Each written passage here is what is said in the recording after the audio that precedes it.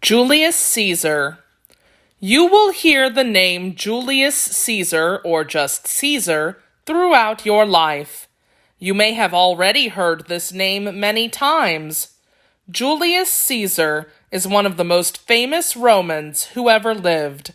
His full name was Gaius Julius Caesar, and he was born in 100 CE, when the Roman Republic was a little more than 400 years old.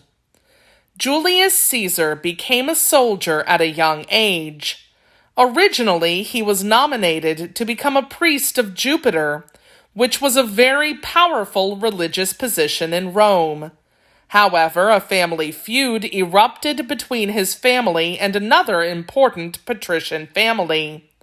As a result, Julius Caesar left Rome and joined the army instead. Young Julius Caesar as a soldier. Statue of Julius Caesar.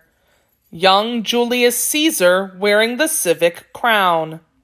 Julius Caesar was a fine soldier, and he soon became well known throughout the army. For his bravery, he was awarded a civic crown, which was a simple crown made of oak leaves. A civic crown was a very important honor and represented a soldier's bravery. Only very important Romans earned the right to wear one. After a few years in the army, Julius Caesar returned to Rome and became involved in politics. The word politics refers to the activities involved in running a government. In a republic, making laws, going to war, collecting taxes, and other government actions all require agreement between various people in the government. In Rome, the consuls, senators, and other Roman officials all had to work together to try to solve problems. However, when it came to governing the ideas Rome controlled, there were always disagreements about what the role of government should be. In order to get things done, politicians formed an alliance with other politicians who agreed with them. In Roman politics, there was power in numbers. If a group of politicians formed an alliance, then together they had an easier time convincing other people to go along with them. Julius Caesar formed a political alliance with another soldier, a very rich man named Pompey. Together they set out to gain the things they wanted, such as land and power. Julius Caesar was elected to a number of special political offices, even though he had as many enemies as he had friends.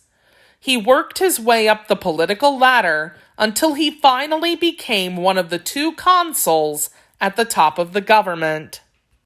Young Julius Caesar in politics. Consuls. Remember, the consuls had a great deal of power. To keep some of that power under control, the two consuls worked together with a process of checks and balances. They could not take any action until both consuls agreed. If one consul wanted a new law to be passed, and the other consul did not like the law, then the two of them would have to negotiate and compromise and make whatever changes were necessary in order to come to an agreement. Consuls served for just 1 year. After that, they often became proconsuls. Proconsuls were often governors of provinces, the lands beyond Italy that the Roman army had conquered. The red areas on this map show Roman territory around the time of Julius Caesar's birth in 100 CE, shortly after the end of the Punic Wars. You can see that after the Punic Wars, Rome controlled most of the land around the Mediterranean Sea. After his term as consul, Julius Caesar became proconsul of a number of provinces to the north and east of Italy. Julius Caesar was in charge of Rome's northern frontier. As proconsul, he had a number of Roman legions at his command and decided that his job was to use his armies to expand Roman territory farther to the north. In these northern provinces, the Romans built roads, towns, and temples. One of Caesar's jobs as proconsul was to protect Roman property in these areas. Julius Caesar decided it would be a good idea if he went out and conquered these lands for Rome. Map of Roman expansion during Caesar's rule. Proconsul Julius Caesar looking over northern territory, making plans, map of areas visible.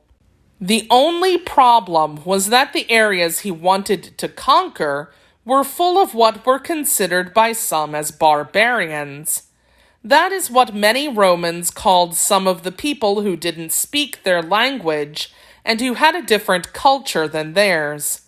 The Romans did not consider these people to be an advanced society because they did not have roads, aqueducts, massive marble arenas, or temples. The Romans considered these people to be uncultured. To someone accustomed to the sights and sounds of the vibrant city of Rome and all that Roman civilization had to offer, the homes and lifestyles of those outside of Rome may have seemed crude or unpolished. To the common Roman mind, they would be doing these barbarians a favor by conquering them and forcing them to adopt Roman ways and culture. The people to the north of Rome that the Romans considered barbarians could basically be put into two categories: the Gauls and the Germanic tribes. The Gauls lived in the area of present-day France, and the Germanic tribes were spread across a large area of Central and Northern Europe. Julius Caesar first turned his attention to the Gauls. He spent much of the next 10 years fighting to conquer and control Gaul, but it seemed there was always another Gallic or Germanic tribe ready to rise up and fight Roman expansion. There were many Gallic tribes, each following its own king or chieftain and its own set of laws and customs. The Gauls' way of life was more sophisticated than the Romans expected. The Gallic tribes often traded and cooperated with each other. They had their own money, their own religion, and their own traditional stories, songs, and dances. At the time when Julius Caesar was given the province of Gaul as a proconsul, he needed money to make things happen and to become further recognized. He also needed to show that he was not someone to be pushed around by his enemies. He looked at Gaul as a wonderful opportunity, a massive area of land and people to conquer.